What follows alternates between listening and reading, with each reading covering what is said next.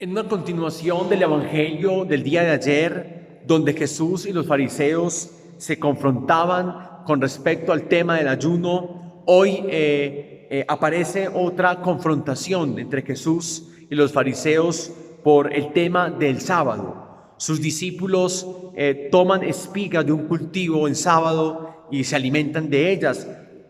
Y esto se convierte en objeto de crítica por parte de los fariseos hacia Jesús y sus discípulos. Por lo que Jesús dice rotundamente: yo soy Señor del sábado. ¿Qué significa eso? Que Él es el Señor del tiempo, que Él es el dueño de la historia.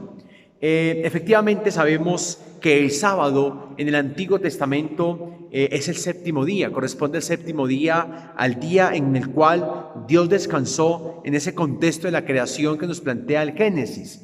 Y el pueblo judío entonces con el sábado honraba a Dios, hacía eco a esa acción de descansar de Dios, pero sobre todo a ese día en el cual se dedicaba de manera especial para honrar a Dios, para estudiar la ley, para glorificar al Señor. Es un poco la experiencia que tenemos nosotros trasladada hacia el domingo, primer día de la semana, cuando Cristo resucitó y venció a la muerte. Detrás de este pasaje, entonces, encontramos una vez más cómo Jesús va en contravía en algunas de las tradiciones judías, en algunas de las leyes judías, no refiriéndonos al decálogo como tal, los 10 mandamientos, que es la esencia de la ley, pero así a tantas otras leyes que ellos habían creado, inventado, creyendo pues agradar a Dios, pero que en verdad lo que habían hecho era esclavizarse, crear una religión basada en leyes, en normas y normas. Y yo creo que a todos nos ha pasado en algún momento, en alguna circunstancia, cuando hay muchas normas, cuando nos encajonamos o encajonamos a las otras personas en normas y reglas y en demasiadas estructuras y horarios, eso termina por ahogarlo a uno, termina por cansarlo a uno, porque uno puede obrar en verdad por las normas, por las leyes, pero esa repetición te pone en algo automático y tú terminas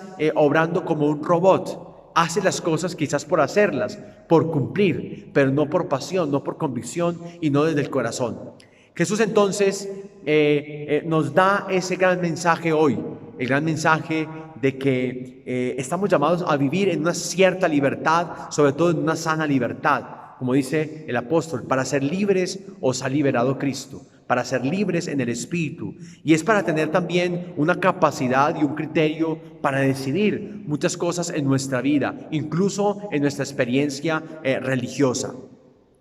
La experiencia de la fe, entonces, en Cristo no tiene como base y fuente la ley, sino la gracia, la misericordia, el amor de Dios, el misterio de la fe, el misterio de la salvación dado por Cristo desde la cruz y desde el misterio de su resurrección.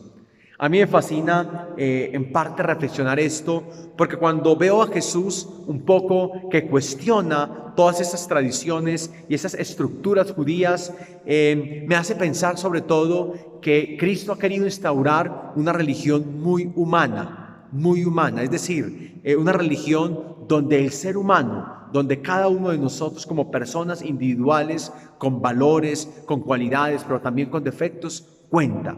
Para los judíos, el hombre estaba esclavizado a la ley. Jesús nos deja claro que es la ley la que fue creada al servicio del hombre, no el hombre al servicio de la ley. O sea, que el hombre está, después de Dios, por supuesto, por encima de todo. Que esta palabra, queridos hermanos, hoy nos ayude entonces a humanizarnos, a ser más humanos. A veces tenemos ese peligro de ser muy religiosos, de ser muy piadosos, de rezar mucho, orar mucho, pero ser inhumanos, de desencarnar la espiritualidad, de olvidarnos de nuestra propia humanidad y olvidar que el otro, el que está a mi lado, mi familiar, mi amigo, mi compañero, es también persona.